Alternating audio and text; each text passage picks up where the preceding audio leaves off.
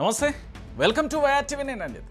స్థానిక సంస్థల ఎన్నికలలో బీసీలకు 42% రిజర్వేషన్లు ఇస్తూ కాంగ్రెస్ ప్రభుత్వం జారీ చేసిన జీవో 9పై హైకోర్టు స్టే విధించడంతో వ్యవహారం మళ్ళీ హైకోర్టు పరిధిలోకి వెళ్ళిపోయింది.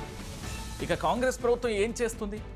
కేసు విచారణ డిసెంబర్ 12న కొనసాగాల్సి ఉండగా ఆలోపే ప్రభుత్వం వెనక్కి తగ్గి మళ్ళీ రిజర్వేషన్లను మొత్తం 50% లోపు నిర్ణయిస్తూ జీవో 46ను కూడా విడుదల చేస్తుంది.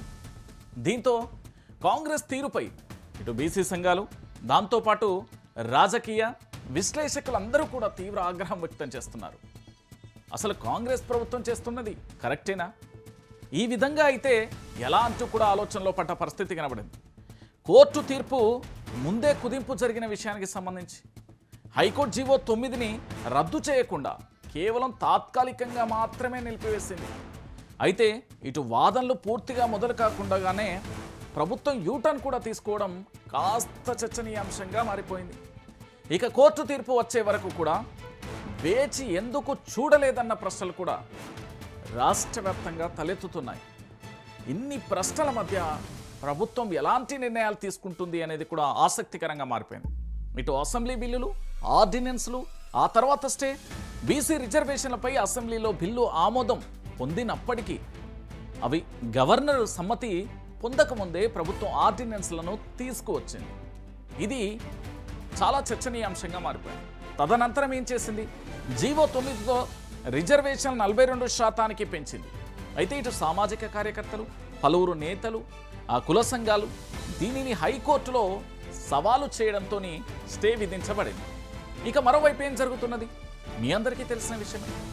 ఇటు కాంగ్రెస్, సిపిఐ సహా పలు రాజకీయ పార్టీల నాయకులు అందరూ కూడా దాదాపుగా తెలంగాణలో బీసీ సంఘాలు 30కి పైగా కూడా ఇంప్లీడ్ పిటిషన్లను కూడా దాఖలు చేసింది. వాటిని విచారించేందుకు హైకోర్టు కూడా అంగీకరించిన పరిస్థితి కనబడింది. సో మొత్తానికి ఒకసారి తెలంగాణ ప్రాంత ప్రజలందరూ కూడా ఆలోచించండి.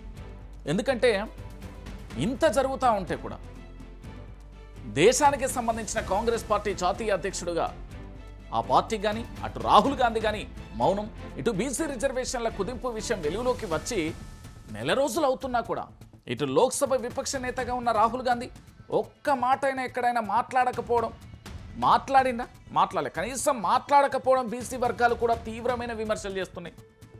అరే, బీసీ డిక్లరేషన్ కార్యక్రమంలో ఎన్నికల ముందు పెద్ద పెద్ద హామీలు ఇచ్చిన కాంగ్రెస్ పెద్దలు ఇప్పుడు ఎందుకు స్పందించడం లేదని బీసీ సంఘాల నేతలు, బీసీలకు సంబంధించిన నాయకులు, బీసీలకు సంబంధించిన పోరాట యోధులందరూ కూడా ప్రశ్నిస్తున్న పరిస్థితి కనబడుతుంది.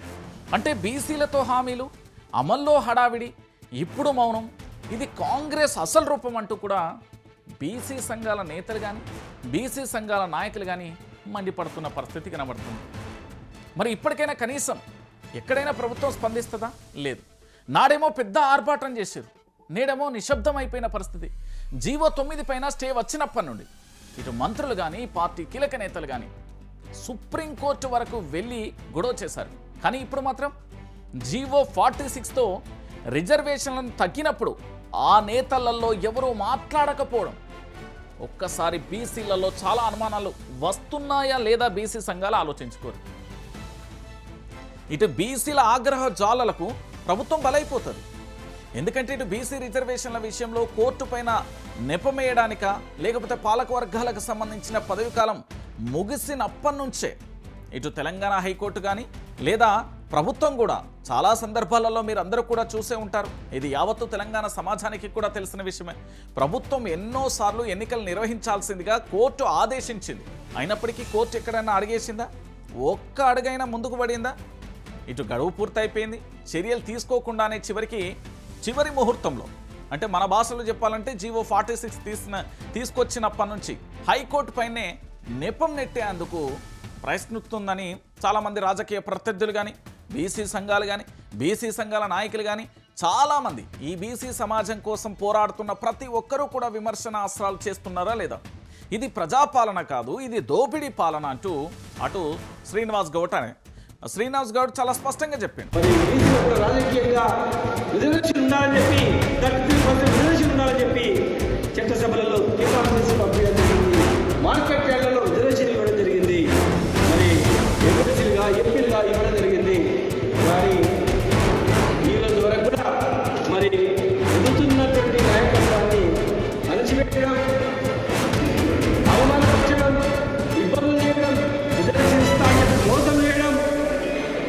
కొనసాగుతూనే ఉంది.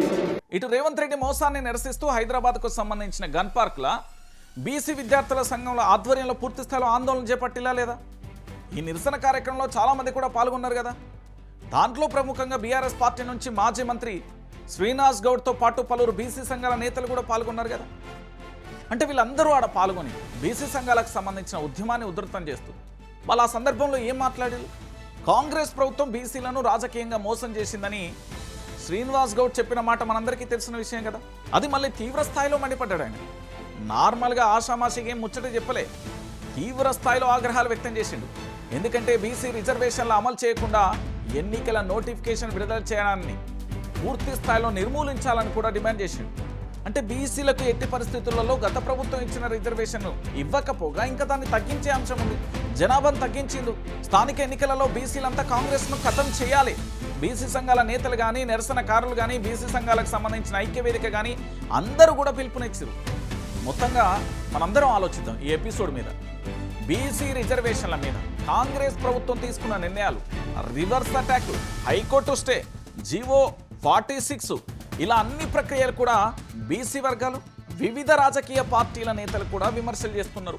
నేను మొత్తంగా మనం ఆలోచించాల్సింది ఏంటంటే 42% రిజర్వేషన్ హామీ ఇచ్చిన రేవంత్ ప్రభుత్వం చివరికి 50% సీలింగ్ను కారణంగా చూపుతూ వెనక్కి తగ్గడం ఇప్పుడు తెలంగాణ రాజకీయాలలో పెద్ద చర్చనీయాంశంగా మారిన విషయం మీ అందరికీ తెలిసిందే. సో బీసీ సంఘాలకు సంబంధించిన నాయకులైనా, బీసీల కోసం పోరాటం చేసేవైనా, బీసీల కోసం ఇక్కడ బీసీలకు సంబంధించి 42% రిజర్వేషన్ రావాలనుకునే వాళ్ళందరూ కూడా ఖచ్చితంగా కూడా పోరాటం చేయాల్సిన బాధ్యత మీపై ఉంటుంది.